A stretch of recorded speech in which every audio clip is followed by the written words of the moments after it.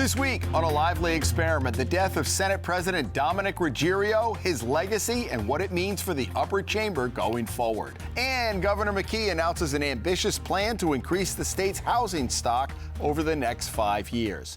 A Lively Experiment is generously underwritten by... Hi, I'm John Hazen White Jr. For over 30 years, A Lively Experiment has provided insight and analysis of the political issues that face Rhode Islanders. I'm a proud supporter of this great program and Rhode Island PBS. Joining us on the panel, Mary Barden, Executive Director of the National Education Association, Rhode Island.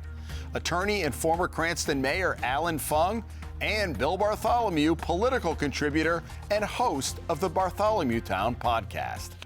Hi, everyone, and welcome to Lively. I'm Jim Hummel. It came as little surprise given his health struggles the past 2 years, but a shock nevertheless. The announcement early Monday that the state's longest-serving lawmaker, Senate President Dominick Ruggerio, lost his battle with cancer. His death leaves a huge vacuum in the Senate and many reflecting on his time at the State House. Bill, let me begin with you. We're taping this on a Friday morning. The latest is that now Senate Majority Leader Val Lawson and Senator Frank Chacon have formed an alliance. We thought maybe one or the other was going to be running. Senator Ryan Pearson, the former majority leader, says not so fast. A little bit of palace intrigue. First of all, obviously rest in peace to President Ruggerio, legislative lion, definitely somebody, when you think about the State House, for a long time, you're going to think about Dominick Ruggerio. He'll echo through that chamber for a long time. We'll put it that way.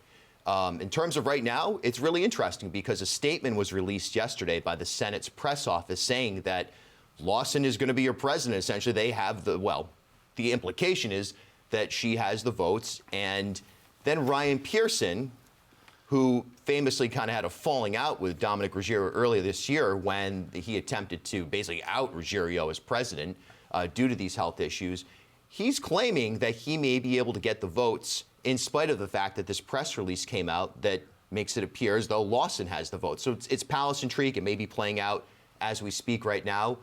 Remains to be seen, can he form that coalition, which would require flipping some Democrats and getting Republicans? Allan? No, it's a possibility because it's a numbers game. But the old adage says you never put out in the press unless you have counted your votes. That's the old State House adage.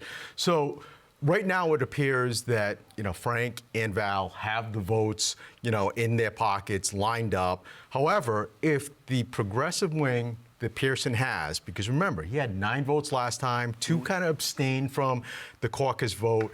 If he can pull 4 Democrats, and there's a possibility, there's always a pathway, and line up with the Republicans like Bill said, you could create some interesting dynamics and really change how that State House operates from the old way of doing business. Where do the Republicans fit in on this? I know they only have 4 votes, but in a race this close, they're important. Absolutely, and that's what I said. If you can flip four Democrats, get those 2 that were sitting on the sidelines, plus 4 Democrats. Sorry, I can't even say. You don't Democrats. like saying the word Democrat. I get it. That's okay. Get 4 Ds to flip. The Republicans are now in play to drive what they want as an agenda. And here's where, the progressives really have to take a strong look at themselves, whether they're going to stick to ideology or what they consider a dirty word and compromise and play that game to give a little to get what they really want, and that's power. Mary? Certainly, first of all, with great sadness on the loss of President Dominick Ruggerio. He was a champion for public education, pre-K to higher ed, and for working families. So it's a great loss for the Senate chamber. It's a great loss for all of Rhode Island. This is a decision for the Senate chamber to make, but there's one thing that I know is the type of leader that Val Lawson is. I mean, she's a leader who leads with her values around working people, her values around good public schools for everyone, her values around collaboration, consensus, and listening to all voices. And so she would make a great Senate leader. Yeah, what were you going to say? Well, I think right now there's a couple of things playing out. One, obviously, Common Cause has expressed potential concern or ethics concern about the fact that Senator Lawson is the president of the National Education Association of Rhode Island. Can she also serve as the president of the Rhode Island Senate? There's a lot of dynamics there that need to be fleshed out on an opinion level and a practical level. That's one factor. But to Allan's point, I think this is a big moment where progressives and Republicans have a lot in common. They have a lot in common philosophically. And what is that? It's outsiders versus insiders. And if you can form a coalition of people who have traditionally been on the outside of the Democratic Party machine in Rhode Island, progressives, Republicans, free-thinking mainstream Democrats, you can shake things up, and that chamber, the Senate chamber, can all of a sudden become almost like a rebel space of sorts. That's the dynamic that's really at play right now, institutional versus outsider. And if everything goes according to plan, this will probably be the first time you've seen Labor with such a stronghold with both the number 1 and 2 seats in, that chamber, if, everything holds true. So to Bill's point, you can really disrupt that dynamic because, look, Donnie was great. He's been up there longer than my wife was alive, so he really was an institution up there, did a lot of great things, and, really told the line for Labor, did a lot for the working people throughout Rhode Island. But is it time to continue on that path and really further strengthen Labor, or is it the time to kind of flip things on its head? Because it's not just flipping one chamber of the House. It could change the dynamic of that state House if the progressives play it smart. A lot of people don't remember he started out in the House in the early 80s. He had 2 terms, and then the whole deal, his father-in-law was Rocco Quattrochi, for those of you old-time remember. Rocco's Robots. Yeah, Rocco's Robots in that 83 election. So then he went to the Senate. But, he was the faithful number 2 to Teresa Paiva Weed for so many years, and a lot of people didn't really know him.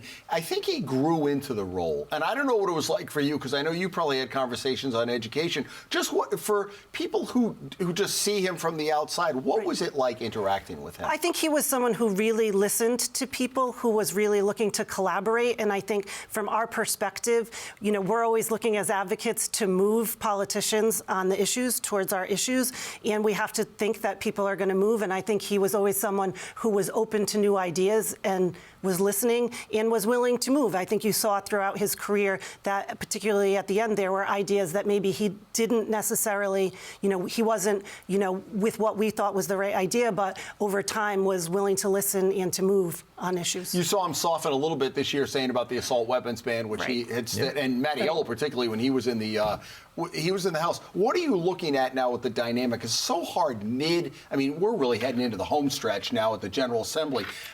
And the leadership will make a difference. What does this mean for the end of the session with a change in leadership at the Senate?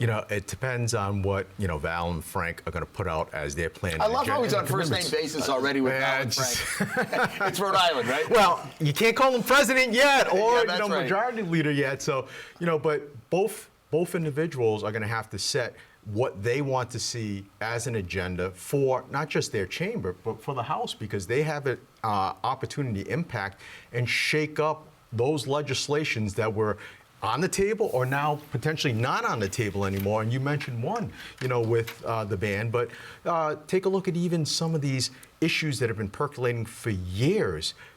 Smoking at the casinos at Bally's. He Donnie was the one who stood up against it. Who stood up against it. So, it could flip a lot of these issues and put them back into play versus some were dead, some were moving forward. Who knows? What are you looking at? Exactly that. And to that point of political alignment, of coalition forming, there are actually progressives who have social media polled their constituents about that assault weapons ban.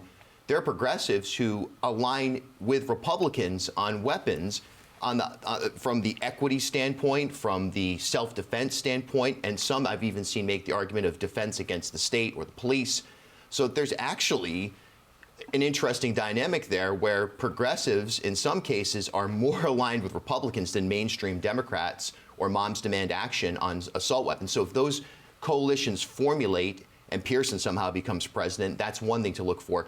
But Allan, you're a football person. This is you need a management quarterback. You need an Alex Smith right now to get the Senate to the May Estimated Revenue Conference, understand what's happening on the ground. This isn't a time for dramatic shift. You need somebody to manage us through this year and really let Speaker and then regroup Shekarchi. over the summer Right. and get Regroup, right. absolutely. Yeah, and it's an off year. All right, we had a lot of news break late in the week. Governor McKee had a press conference late on Wednesday, talking about housing and increasing the housing stock. How many times have we talked about that on this show? One of the stats was interesting. Between 2019 and 2023, only 8,500 new homes received the required, and we need a lot more than that. So, I mean, this seems ambitious, but the devil's in the details on how you get to it. So, what did you think when you saw that? I mean, it is certainly ambitious, and 15,000 new homes over that period of time is still not going to meet the demand that we have. That's his goal, right now. 15 between now and 2030. Yeah, right, for the 2030 plan. But that isn't even going to meet the demand that we currently have. And so the plan is ambitious, and even if we get there, this would be the biggest kind of investment and level of production and housing that we've probably seen in a generation. But we still have an attractive housing market here, and we need to do something to make sure families are staying here, that Rhode Islanders are staying here, but that we're also attracting people to come here. And I think when you say the devil's in the details, I think that piece about accountability at the municipal level, I mean, we already have a law on the books that municipalities should have 10% of affordable housing, and we only have, I believe, 4 communities that are meeting that level now, 10 years after the legislation was passed. Yeah. So there has to be something where municipalities are held accountable to that 10% level, because we know that's not happening. When they set that benchmark, it was so arbitrary. I mean, it really was. I mean, and there's no enforcement. Right. So, and that's what I had to, when I, saw the press. How's Cranston doing? What's that? How's Cranston doing? Well, Cranston has the exemption, too, with a lot of the high rises that we have. So as far as numbers-wise, we're definitely not at the 10% 5-6% maybe? Yeah, about 6%, Yeah. right now. But, a lot of our planning department is putting in with new developments, a portion of it has to be affordable. So they're trying to reach those goals. But one thing I will have to say is a one-size-fits-all scenario, like that arbitrary 10%, doesn't make sense. And putting out this grand plan, which I think all of us agree, whether you're Republican, Democrat, Libertarian, Progressive, housing is a big issue in Rhode Island as well as across the country.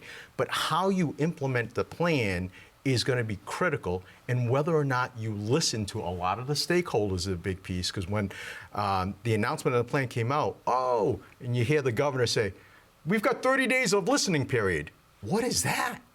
You cannot take all the stakeholders that have a vested interest in 30 days. And you can't jam this stuff down your throat like what we've seen with this arbitrary 10%. You've got different communities that are way over, the cap, such as like Woonsocket, Newport, there are 4 or 5 that are over the cap. But even then, you're still trying to jam stuff down their throats too. Let's take a pause. Great you have a plan out there, but let's not put a plan out there just for campaign purposes next year. It all comes down to municipalities when we're talking housing. I mean, that's clearly the front line of all of the discussions. You can have the robust package or the suites of bills that Speaker Shekarchi has proposed. You can have mandates of minimum percentages of affordable housing. If a municipality isn't willing to do what it takes to get to that threshold or to allow for the construction of new homes with the zoning, repurposing, it's irrelevant. I don't know what the Department of Housing, the Secretary of Housing does all day. I have no idea what her day-to-day life looks like. But if I were to step in and create that department, it would be an ambassador role. And 80 to 90% of the time would be spent negotiating with municipal leaders and negotiating with developers about what do you need and how do we get there right now? So let's work with you, because a lot of the communities see it as the state trying to impose. And look, I think the bills were ambitious, but we've seen this. Narragansett is different than Central Falls, is different from Newport, is different from Westerly. And I think we've already seen some resistance from the localities. Like, why are these people in the state telling us this is the community that I have to live in, right? Right.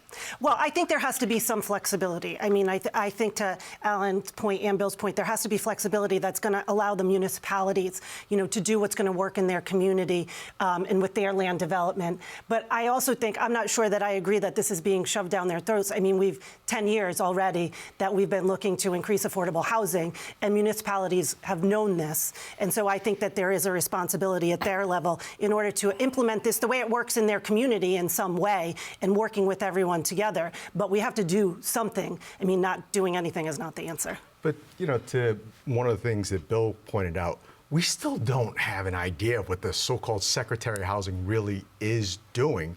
And, in reading some of the articles, I think she also shows she's not a true Rhode Islander that understands that those smaller communities, because when she made that statement that, it's going to be a carrot and also a stick approach, and we'll make sure those smaller communities follow.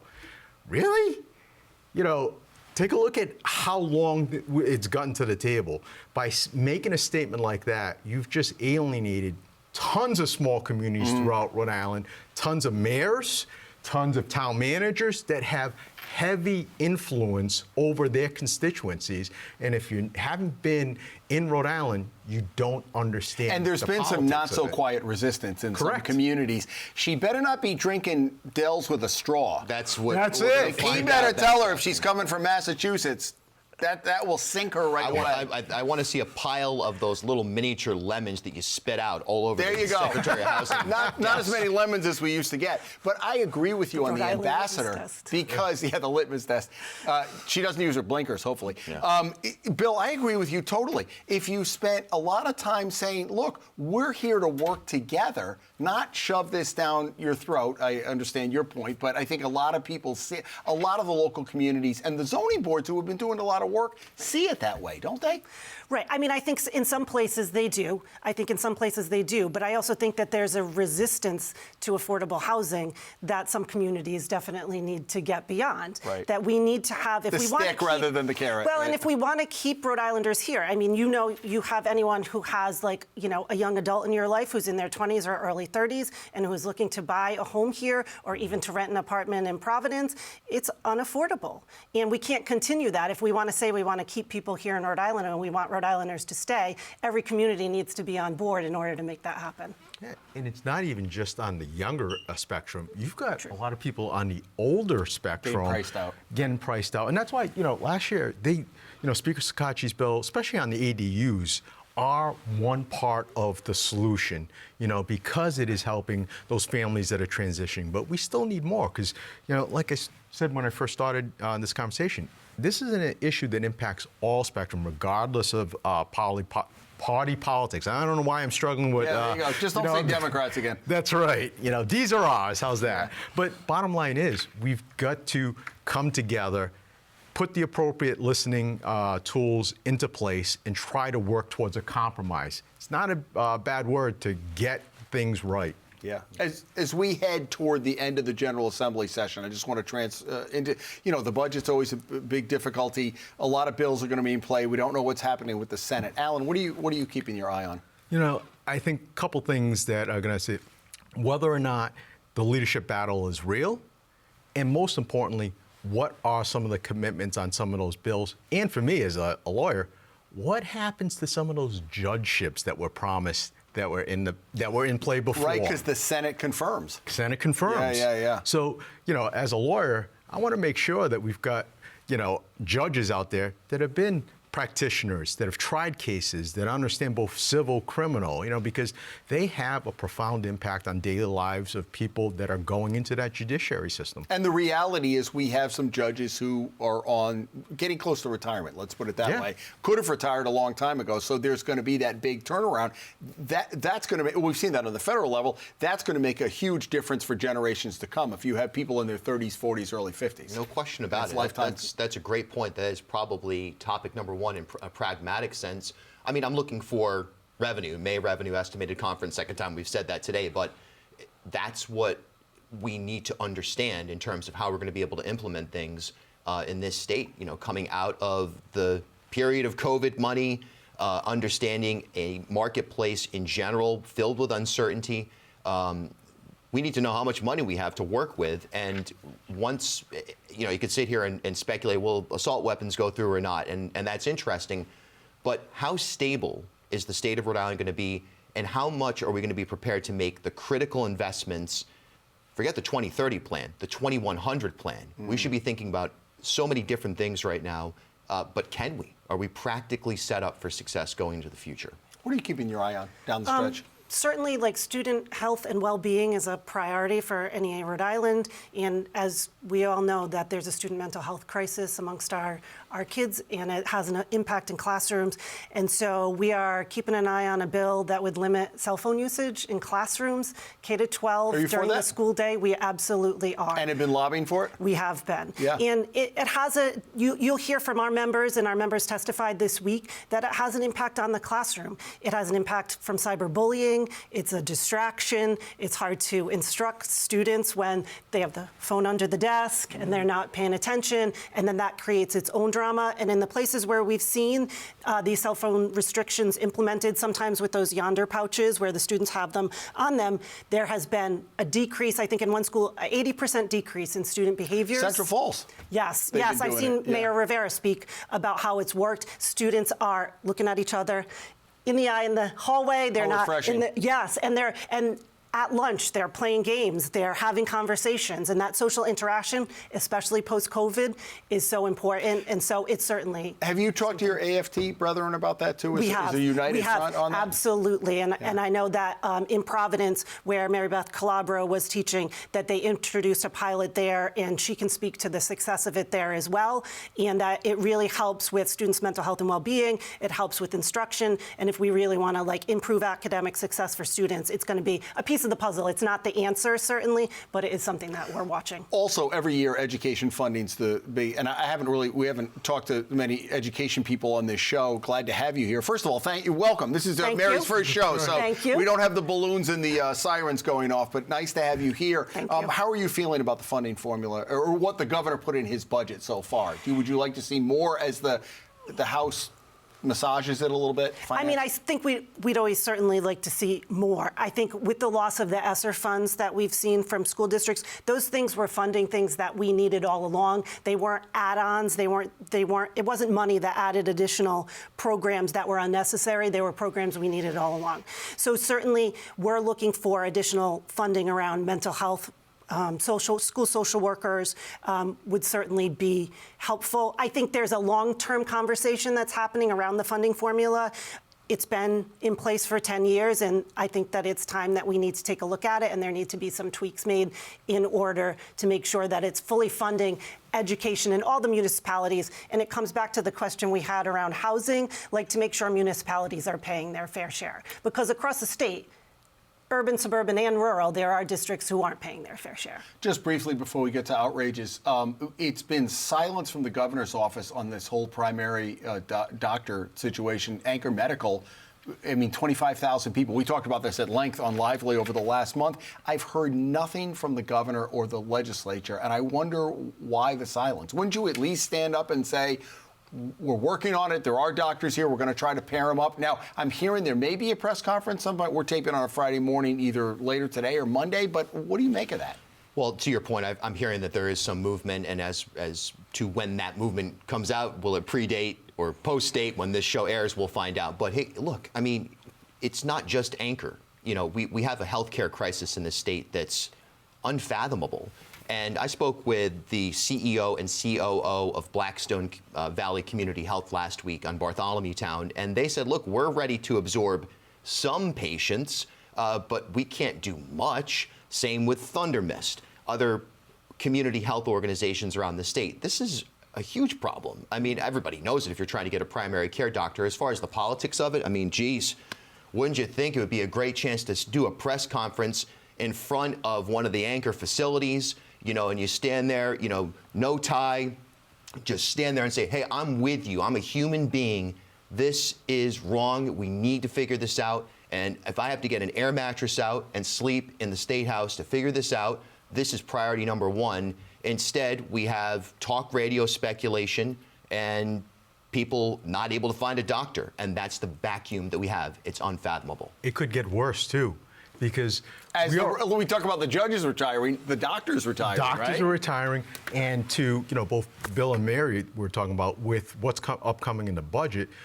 it's going to have an impact what's happening federally, too, because those changes to that 1115 Medicaid waiver and how we're using some of those funds, whether we can have that ability and flexibility to use it or not, or some of those funds getting taken away, it could cause a catastrophic impact, not just on the budget, but on healthcare in Rhode Island, carte blanche. And that's one of the stuff that we have to get ahead of it as not just a government, but as individuals, because we're living through trying not only find primary care doctors, but trying to attract and maintain, any medical professional in Rhode Island. It's tough. Trying to build the bench. Build the bench, right? Absolutely. Well, I think in this legislative session, too, we need to look at increasing the Medicaid reimbursement, which is only, again, a small piece of this puzzle. Which we should have been doing years ago. Yes. Now we're Yes. crying poverty. Oh, we don't have the money anymore, right? Right, but there's a significant number of Rhode Islanders who are receiving Medicaid, and that reimbursement level is low. So, the legislature needs to look at increasing that, which will at least, help a little bit. But it's a crisis, and we all know that. Someone's doctor retires, and you can't find a physician, and then that leads people into the ER, which is already overburdened, and the crisis continues, I think, to Bill's point. Okay, let's go to outrageous and/or kudos. Mr. Fung, what do you have this week? Well, as Bill noted, it's football time. Fantasy football is my thing. He started already. I watched the draft last night. Kudos to a Rhode Islander, Liam Cohen, who had the intestinal fortitude to make one of the major blockbuster trades to get a generational talent in Travis Hunter, but outraged to Gerard Mayo for winning that last game and why didn't he throw Travis it? Hunter in Rhode Island. Yeah, could have been. Well, and New England, it's interesting that they traded up to number 2, which they had to use some draft capital to be able to do that. That was a bold move. Very bold move. Yeah, we remember him when he was playing at LaSalle all those years ago, right? Yeah, absolutely. Crazy. Mr. Bartholomew, what do you have? Some people call him the king of the road, but lately he's been more like the court jester. He's beclowned himself on a regular basis. That's Peter Alviti, the director of the Department of Transportation. Beclowned. I like that word. There it is. It's a new word. His communications on the Washington Bridge have been nothing short of an exercise in futility. It's been a disaster, date certain promise that have come and gone, and now he seems to have been muzzled. And yet again, another DOT snafu, this time a DOT contractor tearing down an entire micro ecosystem off of routes 10 and 1. They, once again, on a communications level, fumble trying to explain it. There were rare birds in there. Who knows what kind of nature was destroyed, but also Providence has been flooding. We need trees to absorb floodwaters coming off of where? Route 10, not good. DOT, once again, outrageous. And that leaves you the last minute. What do you have, an outrage or a kudo?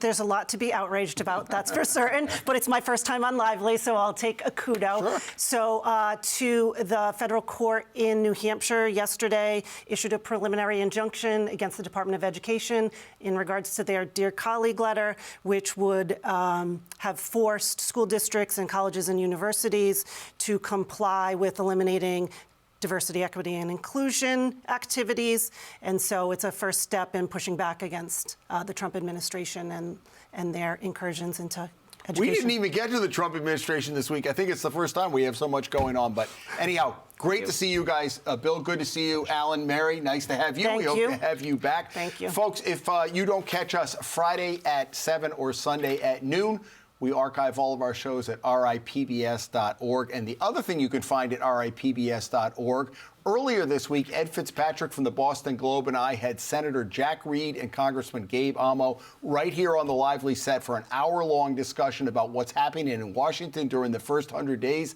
of the Trump administration and, by extension, the ripple effect on Rhode Island. So if you want to see that, we have it posted online right now. It's the front story, the front video, ripbs.org/lively. Have a great weekend. We'll see you here next week as the Lively experiment continues.